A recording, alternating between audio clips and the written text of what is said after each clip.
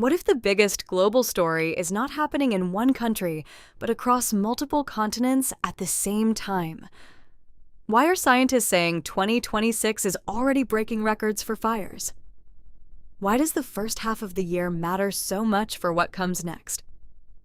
And why are governments and businesses quietly preparing for a tougher season ahead? In the first months of 2026, burned areas have reached record levels worldwide. This is not only one region, it is a pattern that stretches across Africa and Asia and could expand further as the northern summer approaches. So, what is driving it? Scientists point to a simple but powerful sequence. Heavy rains can grow grass and vegetation. Then, a fast shift to extreme dryness turns that growth into fuel. When heat arrives, the landscape becomes far more sensitive.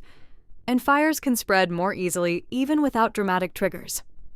Africa has seen the largest burned area in early 2026.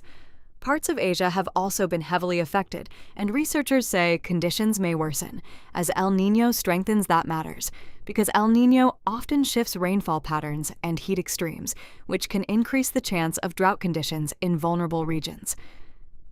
Now here's why this story matters for everyone, even far from the flames.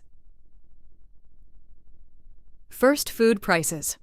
When farming regions face heat and dryness, yields can fall. That can raise pressure on global food markets. Second, energy demand. Hotter conditions can increase electricity use for cooling, which can stress grids and raise costs. Third, insurance and infrastructure. More frequent fire seasons change how insurers price risk. They also influence how cities plan for water supply and emergency capacity. Fourth, supply chains. If ports, rail lines, or key production areas face repeated disruptions, companies build buffers that can raise costs and slow delivery times. So what should viewers watch next? Watch the signals from weather agencies about El Niño strength and expected heat patterns.